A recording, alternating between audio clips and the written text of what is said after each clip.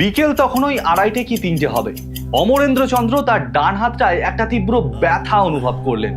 বিকেল গড়িয়ে সন্ধে হতেই তার হাতটা অস্বাভাবিক রকম ফুলতে শুরু করলো। শুরু হলো তীব্র যন্ত্রণা, মাথা ব্যথা, সেই সঙ্গে পাল্লা দিয়ে বাড়তে থাকলো শরীরের উষ্ণতা এবং রক্তচাপ। বছর 20-র ওই শটাটকা ছেলেটা বিছানায় শুয়ে রীতিমতো ছটফট করতে লাগলো। ঘটনা অতি সাধারণ। ট্রেনে ওঠার সময় একটা লোকের সঙ্গে সামান্য ধাক্কা লেগে গিয়েছিল তার। সেখানেই তার হাতে থাকা একটা আলপিন আলতোভাবে ঢুকে গিয়েছিল তার ডান হাতের কনুইয়ের একটু ওপর দিকে। অল্প রক্ত বেরিয়েছিল, কিন্তু তাতে এত পাত্তা দেওয়ার কিছু না দেখে অবহেলা করেছিল অমরেন্দ্র। এখন রাত 10টা, অচেতন সে। ব্লাড প্রেশার বাড়তে বাড়তে অসহ্য হয়ে গেছে শরীরের কাছে। ফলত পরদিন সকালের সূর্যটার দেখা হলো না অমরেন্দ্র। শরীরের তীব্র যন্ত্রণা এবং কষ্ট নিয়ে পৃথিবীর মায়া ত্যাগ করলো সে। কিন্তু কেই অমরেন্দ্র, আর কিভাবেই বা একটা আলপিন মৃত্যুর কারণ হলো তার? কার পাশবিক ছলনায় পৃথিবীর মায়া ত্যাগ করতে হলো অমরেন্দ্রকে, বলবো আজকের এই ভিডিওতে।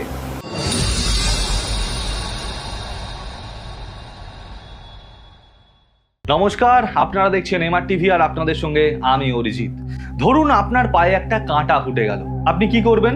নিশ্চয়ই কাঁটাটা বের করে দিয়ে আবার রাস্তায় চলা শুরু করবেন। ধরুন দাড়ি কাটার সময় অল্প একটু কেটে গেল, তাহলে অল্প একটু ফিটকিরি বা আফটার সেভিং লোশন দিয়ে দায় সারেন নিশ্চয়। এরকম আরো আছে, যেমন মুখে মাছের কাঁটা ফোটা, নখ কাটার সময় অল্প রক্ত বেরোনো ইত্যাদি প্রভৃতি। সাধারণ দৃষ্টিতে এগুলোকে আমরা সেভাবে গুরুত্ব দিই না, আর এই ভুলটাই করেছিল অমরেন্দ্র। অমরেন্দ্ররা পারিবারিক জমিদার বংশের ছেলে। তার বাবা প্রতাপেন্দ্রচন্দ্রের 2টি বিবাহ হলেও একটিও স্ত্রী আজ জীবিত নেই। প্রথম স্ত্রীর 1 পুত্র 1 কন্যা, অপরদিকে দ্বিতীয় স্ত্রীরও 1 পুত্র এবং 1 কন্যা। প্রথম পক্ষের পুত্র বিনয়েন্দ্র এবং দ্বিতীয় পক্ষের ছেলের নাম এই অমরেন্দ্র। একই পিতার পুত্র হলেও 2 পুত্র ছিল সম্পূর্ণ বিপরীত মেরুর। ওই যে কানা ছেলের নাম পদ্মলোচন শুনেছেন নিশ্চয়ই, সেভাবেই বিনয়েন্দ্রের মধ্যে অবলুপ্তি ঘটেছিল ওই বিনয় নামক বস্তুটির। আপাতভাবে সে ছিল উচ্ছৃঙ্খল, ভোগ লালসিক ও নারী সঙ্গে মাতোয়ারা। বাবার মৃত্যুর পর ছোট ভাইকে আপাতভাবে বঞ্চিত করে সে সমস্ত জমিদারি নিজে দখল নেয়। মানুষের কাছে অজুহাত দেয় ছোট ভাই অমরেন্দ্র অনেকটাই ছোট, সে এত বড় জমিদারি সামলাতে পারবে না, সে এখন পড়াশোনা করুক, প্রয়োজনীয় টাকা সময় মতো অমরেন্দ্রর কাছে পৌঁছে দেবে সে। এদিকে অমরেন্দ্র ছিল দাদার ঠিক বিপরীত মেরুর মানুষ। ধীর স্থির, শৃঙ্খলা পরায়ণ, ন্যায়বৎসল, নিয়মিত শরীরচর্চাও করত এই অমরেন্দ্র। যেহেতু তাদের জমিদারি ছিল, তাই খুব তাড়াতাড়ি নিজেদের প্রজাদের কাছে জনপ্রিয় হয়ে উঠল সে। জনগণ বিনয়েন্দ্র থেকে ছোট ভাই অমরেন্দ্রকে বেশি প্রাধান্য দিতে থাকলো। কিন্তু অমরেন্দ্র তখনও সাবালক হয়নি। এই অছিলায় জমিদারি ভোগ করতে থাকলো একা বিনয়েন্দ্র। তাদের জেঠিমা ছিলেন অসম্ভব পরাক্রমশালী একজন মহিলা। তিনি নিঃসন্তান, নাম রানী সূর্যমতী। এই সূর্যমতী ছোটবেলা থেকে অমরেন্দ্রকে নিজের ছোট ছেলের মতোই লালন পালন করেছিলেন। অমরেন্দ্র যখন পাটনার কলেজে পড়াশোনা করছিল, তখন সূর্যমতী নিজে ছিলেন দেওঘরে। কলেজের পড়াশোনা শেষ হতেই সূর্যমতী ডেকে পাঠালেন অমরেন্দ্রকে। বললেন, এবার তোমার বয়স হয়েছে, জমিদারি বুঝে নাও। এক্ষুনি বিনয়েন্দ্রকে টেলিগ্রাম পাঠাও, সে যেন তোমার সম্পত্তি এবং জমিদারি সম্পূর্ণটা বুঝিয়ে দেয়। জেঠিমার নির্দেশ মতো টেলিগ্রাম পাঠানো হলো, কিন্তু ফল হলো না। বিনয়েন্দ্র বললেন, শোন ভাই, এই জমি সম্পত্তির ভাগ নিয়ে জেঠিমা আমাদের 2 ভাইয়ের মধ্যে ঝামেলা বাঁধিয়ে দিতে চায়। আর এমনিতেই তুই পড়াশোনা করিস, আরো পড়াশোনা কর, খরচের কোনো চিন্তা করিস না। তুই বড় হলে আমি সময় মতো সমস্ত সম্পত্তি তোকে বুঝিয়ে দেব। আর এমন সময় সেখানে সূর্যমতী উপস্থিত হওয়াতে ব্রেন ওয়াশ করতে আর পারল না এই বিনয়েন্দ্র। অমরেন্দ্র এবং সূর্যমতীর চাপে শেষমেশ জমিদারির ভাগ দিতে বাধ্য হলো বিনয়েন্দ্র। সে ভালোই বুঝতে পেরেছিল যে ভাগ হয়ে যাওয়া জমিদারির অংশে আগের মতো আর বাবুয়ানি করে চলতে পারবে না সে। তাই সে চলে এলো কলকাতায়। অমরেন্দ্র পড়াশোনা শেষ করে চলে এলো জেঠিমার কাছে দেওঘরে। চলুন পুরো বিষয়টা একবার ঝালিয়ে নিই। অমরেন্দ্র এবং বিনয়েন্দ্র 2 ভাই। যেহেতু বিনয়েন্দ্র বড়, তাই সে পৈতৃক জমিদারি সম্পূর্ণটা নিজে ভোগ করত। পরে জেঠিমা সূর্যমতীর পরামর্শে অমরেন্দ্র দাদার থেকে জমিদারির ভাগ বুঝে নেয়। ফলত বিনয়েন্দ্র তার ভোগবিলাসী জীবন অতিবাহিত করতে পারছিল না। এখন বিনয়েন্দ্রের সবথেকে বড় শত্রু হয়ে উঠল তার সৎ ভাই অমরেন্দ্র। কিন্তু বিনয়েন্দ্র নিজের রাগ প্রকাশ করল না। এখন অমরেন্দ্র এবং সূর্যমতী দেওঘরে এবং বিনয়েন্দ্র কলকাতায় চলে এসেছে। এমন সময় বিনয়েন্দ্রের সঙ্গে দেখা হলো এক ডাক্তারের, নাম তারানাথ ভট্টাচার্য। খারাপ মানুষের সঙ্গে খারাপ মানুষের যোগাযোগ হওয়াটা খুব স্বাভাবিক। এই তারানাথের সঙ্গে বিনয়েন্দ্রের পরামর্শ হলো যে কিভাবে এই পৃথিবী থেকে তার সবথেকে বড় পথের কাঁটা ওই অমরেন্দ্রকে সরানো যায়। এমন সময় দেওঘরে বিরাট মেলার আয়োজন শুরু হওয়াতে সেখানে গেল বিনয়েন্দ্র। আর এখানে আসা ঠিক পছন্দ হলো না রানী এবং জেঠিমা সূর্যমতীর। একদিন দুই ভাই একসঙ্গে নদীর ধারে বেড়াতে গেল। সেখানে বিনয়েন্দ্র পকেট থেকে বার করলো একটা চশমা। অমরেন্দ্রকে জানালো কলকাতা থেকে ভাইয়ের জন্য সেই চশমা এনেছে, একবার পরিয়ে দেখতে চাইছে এই চশমা পরে তার ভাইকে কেমন লাগছে। অমরেন্দ্র চশমা নিয়ে সহাস্য মুখে বলল, দাদা আমি খুব খুশি হয়েছি, তুমি ভালোবেসে এই চশমা এনেছো, আমি অবশ্যই এটা পরবো। বাড়ি নিয়ে গিয়ে জেঠিমাকে দেখিয়ে পরবো, সেখানে আয়না থাকবে, নিজেকে এই চশমা পরে কেমন লাগছে সেটাও দেখতে পাবো। কিন্তু বিনয়েন্দ্র বলল, আমি এই চশমা এনেছি, আমি একবার তোকে পরিয়ে দেখিয়ে দিতে চাই যে কেমন লাগছে তোকে। এই নিয়ে দুজনের মধ্যে জোড়াজোড়ি চলতে শুরু করলো কিছুক্ষণ। শেষমেশ বিনয়েন্দ্র জোর করে অমরেন্দ্রের মুখে পরিয়ে দিতে গেল কলকাতা থেকে আনা ওই চশমাটা। এমন সময় চশমাতে থাকা একটা হালকা ছুঁচলো অংশ ঢুকে গেল অমরেন্দ্রের মুখে। স্বল্প রক্তপাত হলো বটে, কিন্তু খুব বেশি গুরুত্ব দিল না অমরেন্দ্র নিজেও। দাদা ভালোবেসে চশমা পরিয়ে দিল, আর সে নিজেও একটু জেদ করেছিল, তাই একটু ছড়ে গেছে। এই ভেবে অমরেন্দ্র বাড়ি ফিরল। বিনয়েন্দ্র কিন্তু আর বাড়ি ফিরল না। জরুরি টেলিগ্রাম এসেছে, এই অছিলায় নদীর ধার থেকেই সে চলে গেল কলকাতায়। বাড়ি ফিরে জেঠিমাকে দাদার দেওয়া ওই চশমাটা দেখালো অমরেন্দ্র। সঙ্গে সঙ্গে সূর্যমতীর চোখ পড়ল অমরেন্দ্রর নাকের দিকে। ক্ষতর দিকে ভয়ের সুরে তিনি বললেন, তোর কি হয়েছে রে নাকে বাবু? এখানে বলে রাখা দরকার, রানী সূর্যমতী অমরেন্দ্রকে ডাকতো বাবু বলে। পরে এই নাম গোটা গ্রামে ছড়িয়ে পড়ে, তারপর থেকেই তার ডাকনাম হয় বাবু। আসল ঘটনায় ফেরা যাক। সূর্যমতীর প্রশ্নে নাকে হাত দিয়ে বাবু বলল, ও কিছু নয়, দাদা যখন চশমাটা পরাতে গিয়েছিল তখন ওই জোড়াজোড়ির মধ্যে একটু ছড়ে গেছে। অমরেন্দ্রের জবাবে সিঁদুরে মেঘ দেখল রানী সূর্যমতী। নিঃসন্তান অবস্থায় স্বামীকে হারিয়েছেন তিনি। ভাগ হয়ে যাওয়া জমিদারির অংশ একা নিজের হাতে সামলেছেন। সমাজের বাস্তব এবং কঠিন রূপ তিনি দেখেছেন। সম্পত্তির জন্য এক ভাই অপর ভাইকে খুন করেছে, এই নিদর্শন নেহাতি কম নেই। সম্পত্তির ভাগ বুঝে নেওয়ার পর বিনয়েন্দ্র যে অমরেন্দ্রকে খুব সহজে ছেড়ে দেবে, এটা ভাবাই হাস্যকর। সেখানে কলকাতা থেকে ভাইয়ের জন্য চশমা এনে উপহার দিচ্ছে বড় ভাই। কপালে সন্দেহের ভাঁজ পড়ল সূর্যমতীর। সন্ধে গড়িয়ে রাত হতেই তার দুশ্চিন্তা বাস্তবে রূপ নিল। আস্তে আস্তে ফুলতে শুরু করেছে অমরেন্দ্রের মুখ। ক্ষত সমেত মুখের এক পাশটা অস্বাভাবিক রকম ফুলে যেতেই ডাক পড়ল পারিবারিক চিকিৎসক বারিক মোহনের। বারিক মোহন পরীক্ষা করে দেখলেন অস্বাভাবিক রকম রক্তচাপ বৃদ্ধি এবং শরীরের উষ্ণতা বৃদ্ধি পেতে শুরু করে দিয়েছে। তারই মধ্যে তার শরীরের উষ্ণতা এখন 105 ডিগ্রি ছাড়াতে চলেছে। শেষে তিনি বললেন, এ তো টিটেনাসের লক্ষণ। শুনে দুশ্চিন্তায় ভেঙে পড়লেন রানী সূর্যমতী। ছেলেবেলা থেকে কোলে পিঠে করে মানুষ করা ছেলেটাকে নিজের চোখের সামনে মরতে দেখতে পারবেন না তিনি। সেখানকার তাবড় ও তাবড় ডাক্তারদের ডাক পড়ল। সবাই মিলে নিজের মতো করে চেষ্টা করতে লাগলেন অমরেন্দ্রকে সুস্থ করে তোলার জন্য। এমন সময় কলকাতা থেকে বিনয়েন্দ্র ডাক্তার তারানাথ ভট্টাচার্যকে তার চিকিৎসার জন্য পাঠালেন। এই তারানাথ আমাদের পূর্ব পরিচিত। কলকাতায় গিয়ে যার সঙ্গে প্রথম পরিচয় হয়েছিল এই বিনয়েন্দ্রের। রোগী দেখে তারানাথ বলল, এখনই মরফিন ইঞ্জেকশন না দিতে পারলে পরিস্থিতি আস্তে আস্তে খুব খারাপের দিকে এগোবে। কিন্তু বহু দিক চিন্তা করে রানী সূর্যমতী তাকে চিকিৎসা করতে দিলেন না। পরদিন যখন সূর্যমতী জমিদারির কাজে বাইরে বেরিয়েছেন, সেই সময় বিনয়েন্দ্র এলো ভাইকে দেখতে। সঙ্গে আনলেন আরেক ডাক্তার, ডাক্তার দুর্গারতন ধরকে। দুর্গারতন এসেই নিদান দিলেন, একটা এক্ষুনি মরফিন ইঞ্জেকশন না দিলে রোগীকে বাঁচানো যাবে না। বারিক মোহনের সঙ্গে বাক বিতণ্ডায় জড়িয়ে পড়ে এক প্রকার জোর করেই দুর্গারতন একটা মরফিন ইঞ্জেকশন দিলেন অমরেন্দ্রকে। ইঞ্জেকশন দেওয়ার পর মুহূর্তেই দুর্গারতন এবং বিনয়েন্দ্র পালালেন কলকাতায়। তারা চম্পট দিতেই অমরেন্দ্রের শারীরিক অবস্থা আগের থেকে আরো খারাপ হতে থাকলো। সেখানকার ডাক্তাররা ভয় পেয়ে ডাক পাঠালেন সূর্যমতীকে। তিনি হন্তদন্ত হয়ে বাড়ি ফিরে এলেন। আর দেওঘরে না রাখায় শ্রেয় বলে তিনি মনে করলেন। কলকাতায় স্বনামধন্য ডাক্তার নীলরতন সরকারের সঙ্গে দেখা করলেন রানী সূর্যমতী। তিনি পরামর্শ দিলেন বেশ কিছুদিনের জন্য হাওয়া বদল করার জন্য।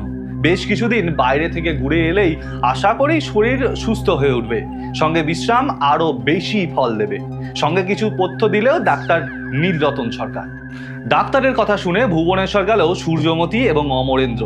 সেখানে গিয়েও যে বিশেষ কিছু উন্নতি হলো তা নয়, কিন্তু আগের থেকে অনেকটা চরমনে লাগলো অমরেন্দ্রকে। 1 বছর পর অমরেন্দ্র যখন প্রায় সুস্থ, পড়াশোনা করতে সে পাটনা চলে গেল। আবার পড়াশোনা, শরীরচর্চা নিয়ে ভালোভাবে শরীর এবং দিন কাটাতে লাগলো অমরেন্দ্র নিজে। এমন সময় জেঠিমার থেকে একটা টেলিগ্রাম এলো অমরেন্দ্রর কাছে। সারিকি সম্পত্তি সমেত বিভিন্ন কারণে তাকে কলকাতায় ডেকে পাঠিয়েছে স্বয়ং সূর্যমতী দেবী। জেঠিমার টেলিগ্রাম পেয়ে পরের দিনই কলকাতার উদ্দেশ্যে রওনা দিল অমরেন্দ্র এবং তার বোন বনবালা। সেখানে গিয়ে রীতিমতো চমকে উঠল সে। জেঠিমা সেখানে উপস্থিতি নেই। সে তড়িঘড়ি দেওঘরে টেলিগ্রাফ পাঠিয়ে সমস্ত ঘটনা বলল জেঠিমাকে। জেঠিমা সতর্ক হতে বললেন অমরেন্দ্রকে।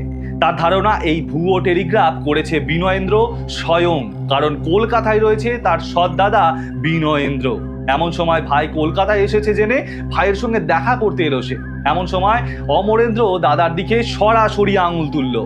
অমরেন্দ্র বলল, দাদা, তুমি আমাদের জয়েন্ট অ্যাকাউন্ট থেকে সই জাল করে টাকা তুলেছো, ভুয়ো টেলিগ্রাফ করে এখানে টেনে নিয়ে এসেছো। কি তোমার উদ্দেশ্য বলো আমাকে? ভুল ইঞ্জেকশন দিয়ে আমার ক্ষতি করতে চাও? সমস্ত সম্পত্তি আমাকে মেরে তুমি একা ভোগ করতে চাও? অভিযোগ শুনে মরিয়া হয়ে উঠল বিনয়েন্দ্র। তুই আমাকে ভুল বুঝছিস বাবু। তোর যখন শরীর খারাপ হলো আমি নিজে ডাক্তার পাঠিয়েছিলাম, কিন্তু জেঠিমা সেই ডাক্তারকে চিকিৎসাই করতে দেয়নি।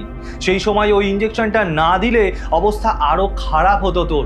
আসলে জেঠিমা চায় না আমাদের 2 ভাইয়ের মধ্যে সদ্ভাব বজায় থাকুক, তাই তোকে আমার বিরুদ্ধে ব্যবহার করছে। তোকে ভুল বোঝাচ্ছে জেঠিমা। আসলে সমস্ত সম্পত্তি একা ভোগ করতে চায় এই জেঠিমা। উত্তর শুনে আরো রেগে গেল অমরেন্দ্র। আসলে ছোটবেলা থেকে যে তাকে মানুষ করেছে সে তার কাছে মায়ের মতো, আর সেই মায়ের নামে কোনো খারাপ কথাই কোনো ছেলের পছন্দ হয় না। রাগে গর্জে উঠল অমরেন্দ্র। খবরদার দাদা, জেঠিমার নামে কোনো খারাপ কথা বলবে না। উনি তোমাকে ঠিক চিনেছেন, আর তাই তোমার ওনার ওপর এত রাগ। বিনয়েন্দ্র তাকে বোঝানোর চেষ্টা করলো, কিন্তু অমরেন্দ্র তাকে এক প্রকার তাড়িয়ে দিল। তার খুব রাগ হচ্ছিল যে জেঠিমা তাদের নিজের ছেলের মতো করে ভালোবেসে এসেছে। নিজে নিঃসন্তান হলেও কিভাবে মাতৃ স্নেহ দিতে হয় সে সম্পর্কে সম্পূর্ণ পরিমাণে অবগত। তাদের দায়িত্ব নিজের কাঁধে তুলে নিয়েছে। তার নামে খারাপ কথা বলতে এসেছিল এই দাদা। তার দাদা তো সারা জীবন ভোগবিলাস আর নারী সঙ্গে মত্ত। দেদার টাকা উড়িয়েছে সারা জীবন ধরে। তার কথা কি আদৌ বিশ্বাসযোগ্য? সে সিদ্ধান্ত নিল পরদিন সকালেই কলকাতা থেকে পাটনার উদ্দেশ্যে রওনা দেবে সে। পরদিন সকালে হাওড়া স্টেশনে বনবালাকে সঙ্গে করে নিয়ে রওনা দিল সে। হাওড়া স্টেশনের একটা গুপ্ত কাহিনী রয়েছে, সে সম্পর্কে আমি একটা ভিডিও বানিয়েছি। আপনি চাইলে এই ভিডিওর শেষে সেটা দেখে নিতে পারেন। ভিডিওর লিংক ডেসক্রিপশনে দেওয়া হলো। এবার কাহিনীতে ফেরা যাক। অমরেন্দ্র এবং তার বোন বনবালাকে হাওড়া স্টেশনে তুলে দিতে হলো অমরেন্দ্রর বন্ধু কমলা প্রসাদ। সেই সঙ্গে সেখানে উপস্থিত হলো বিনয়েন্দ্র। বিনয়েন্দ্রকে দেখে কমলা প্রসাদ রেগে গেলেন, কারণ সে তার বন্ধুর দাদার চরিত্র সম্পর্কে সম্পূর্ণ অবগত। তাকে শান্ত করলো স্বয়ং অমরেন্দ্র নিজে। সে বন্ধুকে বোঝালো, এসেছে যখন থাক, আর কিছুক্ষণ পরেই তো ট্রেন। আমি রওনা দিলে তারপর দাদা আর আমার কিছু করতে পারবে না। আমি ছোট ভাই, আমাকে ট্রেনে তুলে দিতে এসেছে যখন থাক, কিছু বলিস না। কিছুক্ষণ পরে ট্রেন ছাড়লো। এমন সময় বিনয়েন্দ্র গিয়ে জড়িয়ে ধরলো অমরেন্দ্রকে। কাঁদতে কাঁদতে বলতে লাগলো, আমাকে ভুল বুঝিস না বাবু, তুই আমার ভাই, আমি সত্যিই তোকে ভালোবাসি, স্নেহ করি। দাদার কান্না শুনে গলে গেল অমরেন্দ্র। আশ্বাসের ভঙ্গিতে দাদাকে জড়িয়ে ধরল সে। ট্রেন সে সময় আস্তে আস্তে গতি নিতে শুরু করেছে। 2 ভাইয়ের আলিঙ্গন আস্তে আস্তে শিথিল হলো। নেমে গেল বিনয়েন্দ্র। অমরেন্দ্র দাদার দিকে হাত নাড়িয়ে বিদায় জানানোর সময় দাঁড়িয়েছিল ট্রেনের দরজার ঠিক সামনে। হঠাৎ ট্রেনের ভিতর থেকে এক ব্যক্তি তাড়াহুড়ো করে নামতে গেল নিচে। দরজায় দাঁড়িয়ে থাকা অমরেন্দ্রকে কিছুটা ঠেলে তো কিছুটা চেপে ধরে নামতে গেল লোকটি। নামার সময় তার হাতে থাকা একটা আলপিন জাতীয় ছুঁচলো বস্তু স্বল্প প্রবেশ করলো অমরেন্দ্রর কনুইয়ের ঠিক ওপরের দিকে। লোকটা তৎক্ষণাৎ নেমে যেতেই অমরেন্দ্র দেখলো জখম হওয়া জায়গাটা থেকে গড়াচ্ছে স্বল্প রক্ত এবং তার সঙ্গে কালো রঙের একটা তরল। ততক্ষণে ট্রেন গতি নিয়েছে এবং ওই অজ্ঞাত ব্যক্তি মিলিয়ে গেছে স্টেশনের ভিড়ের মধ্যে। দাদার অবস্থা দেখে তাড়াহুড়ো করে নেমে এলো বনবালা। দাদাকে নিয়ে গিয়ে বসিয়ে সেবা করলো সে। দাদাকে যত্ন করতে করতে বনমালা বলল, সিনেমা হলের ওই লোকটা এখানে কি করছিল রে দাদা? তোকে যে ধাক্কা দিল ওই লোকটাকে তো আমরা সিনেমা হলে দেখেছিলাম। অমরেন্দ্র বলল, ওই একটুখানি লাগা আর রক্ত বেরোনোতে সেরম কিছু হবে না, এত চিন্তা করিস না। নাকের সামান্য ক্ষত থেকে তার দাদার যে কি পরিণতি হয়েছিল তার নিজের চোখে দেখেছে বনবালা। রীতিমতো ভয় পেল সে। এবারেও ভয় বাস্তবের রূপ নিল। পাটনা পৌঁছানোর আগেই শয্যাশয়ী হলো অমরেন্দ্র। হাত ফুলে এক বিকৃত রূপ নিয়েছে ততক্ষণে। কালো হয়ে গেছে শরীরের ঊর্ধ্বাংশ, পাল্লা দিয়ে বাড়তে শুরু করেছে শরীরের রক্তচাপ এবং উষ্ণতা। পাটনা পৌঁছে জেঠিমার তত্ত্বাবধানে আবার কলকাতায় ফিরিয়ে নিয়ে আসা হলো অসুস্থ অমরেন্দ্রকে। স্বনামধন্য ডাক্তার নলিনী রঞ্জন সেনগুপ্ত দেখতে এলেন তাকে। শরীরের উষ্ণতা তখন 105 ডিগ্রি ছাড়িয়েছে। রক্ত পরীক্ষা করতে দিয়ে জানা গেল প্লেগের ব্যাকটেরিয়া বাসা বেঁধেছে অমরেন্দ্রের শরীরে। রাত পোয়াতেই শেষ নিঃশ্বাস ত্যাগ করলো অমরেন্দ্র। নিজের চিকিৎসার ওপর জোর দিয়ে ডাক্তার নলিনী রঞ্জন সেনগুপ্ত জানালেন, এই মৃত্যু স্বাভাবিক মৃত্যু নয়। তিনি আর কিছু চিকিৎসক বন্ধুকে সঙ্গে করে নিয়ে অমরেন্দ্রের রক্তের নমুনা নিয়ে গেলেন ট্রপিক্যাল মেডিসিনে। পরদিন রিপোর্টে এসে জানা গেল যে তার রক্তের মধ্যে ব্যাকটেরিয়া বাইরে থেকে প্রবেশ করানো হয়েছে। অর্থাৎ এটা স্বাভাবিক মৃত্যু নয়, এটা হচ্ছে খুন। কেউ ঠান্ডা মাথায় খুন করেছে অমরেন্দ্রকে। কিন্তু প্লেগের ব্যাকটেরিয়া তো যেখানে সেখানে পাওয়া সম্ভব নয়। এটা কেবলমাত্র মুম্বাইয়ের হাফকিন ইনস্টিটিউটে পাওয়া সম্ভব। কে ওই সুদূর পশ্চিম থেকে এই বাংলার বুকে আনলো একটা ব্যাকটেরিয়াকে? পুলিশকে জানানো হলে তারা দিশেহারা হয়ে গেল। পরিবারের সন্দেহের সম্পত্তির পাওয়ার আশায় যে এই বিনয়েন্দ্র এই কাজটা ঘটিয়েছে, কোনো তথ্যসূত্র পাওয়া গেল না এই কেসের। অমরেন্দ্রর বন্ধু কমলা প্রসাদের মাথায় একটা প্ল্যান খেলে গেল। বিনয়েন্দ্র ছিল নারী সঙ্গে মত্ত, অনেক সঙ্গিনীর বাড়িতেই তার যাওয়া আসা ছিল। সেরকমই একজনকে খুঁজে পেল কমলা প্রসাদ। তার নাম বালিকা বেলা। খোঁজ নিয়ে জানা গেল বিনয়েন্দ্র এবং ডাক্তার তারানাথ রীতিমতো যাতায়াত করতো এই বালিকা বেলার বাড়িতে। আরো খোঁজ নিয়ে জানা গেল তারানাথ আসলে জাল ডাক্তার এবং সেই বালিকা বেলার বাড়িতেই বারবার বোম্বে যাওয়া নিয়ে একাধিক কথা হয়েছে। পরে বিনয়েন্দ্র এবং তারানাথ বোম্বে গিয়েছিল। সেখানেই হাফকিন ইনস্টিটিউটের কর্মচারীকে টাকা খাইয়ে তারা নিয়ে এসেছিল প্লেগের ব্যাকটেরিয়া। প্রথমে সে চেষ্টা করেছিল চশমার সাহায্যে অমরেন্দ্র শরীরে এই জীবাণু প্রবেশ করাতে, কিন্তু বিফল হয়। পরে আবারও ইনজেকশনের মাধ্যমে চেষ্টা করা হয়, কিন্তু সেবারও বিফল হয়। কিন্তু শেষবার কোনো এক অজ্ঞাত পরিচয় ব্যক্তির সাহায্য নিয়ে সে এই কাজ সারে। অমরেন্দ্রকে চেনানোর জন্য সিনেমা হলে নিয়ে গিয়েছিল। পরে হাওড়া স্টেশনে নিপুণভাবে সমস্ত কাজ সারে সেই অজ্ঞাত ব্যক্তি এবং নিজের পথের কাঁটাকে চিরতরে পৃথিবী থেকে নিশ্চিহ্ন করে ফেলে বিনয়েন্দ্র। তদন্ত শেষ করে পুলিশের জেরার মুখে সমস্ত কথা স্বীকার করে নিতে বাধ্য হয় এই বিনয়েন্দ্র। আদালত বিনয়েন্দ্র এবং তারানাথকে দ্বীপান্তরের আদেশ দিয়েছিল। আচ্ছা, আপনি বিভিন্ন রকম অস্ত্রের নাম শুনেছেন, যেমন ধরুন ক্ষেপণাস্ত্র, আগ্নেয়াস্ত্র, ধাতব অস্ত্র, পারমাণবিক অস্ত্র ইত্যাদি। কিন্তু আপনি শোনেননি এমন এক অস্ত্রের নাম যেটা শুনলে আপনি চমকে উঠবেন। জৈবিক অস্ত্র। চীন দেশ থেকে করোনা অর্থাৎ কোভিড-19 ছড়ানো হয়েছিল তা শুনেছেন নিশ্চয়ই, যাতে করে পারিপার্শ্বিক দেশগুলোর মানব সম্পদ সম্পূর্ণ ধ্বংসের মুখে চলে যায়। মানব সম্পদকে ধ্বংস করার উদ্দেশ্যে বিভিন্ন জীবাণু, অণুজীব, ব্যাকটেরিয়া, ভাইরাস ছড়িয়ে যে খুন করা হয় তার নাম মনুষ্য সৃষ্ট মহামারী।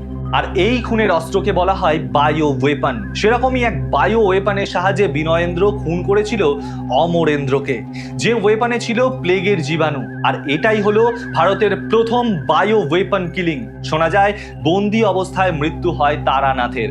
বিনয়েন্দ্র যখন ছাড়া পায় সে তখন বদ্ধ উন্মাদ। আর এইভাবেই শেষ হলো কৃতজ্ঞতা, বিশ্বাসঘাতকতা এবং একনায়ক মানসিকতার এক কালো অধ্যায়। অপরদিকে কলকাতা পুলিশের গোয়েন্দা বিভাগের মাথায় যুক্ত হলো এক নতুন পালক। আদালত ভূয়সী প্রশংসায় ভরিয়ে দিল কলকাতা পুলিশকে। পুলিশের এই তৎপরতায় মুগ্ধ হয়েছিল আপামোর বঙ্গবাসী। ঘটনাটিকে ভালো লাগলে চ্যানেলটিকে লাইক, শেয়ার, সাবস্ক্রাইব করে পাশে থাকা বেল আইকনটিকে প্রেস করে দেবেন। নমস্কার।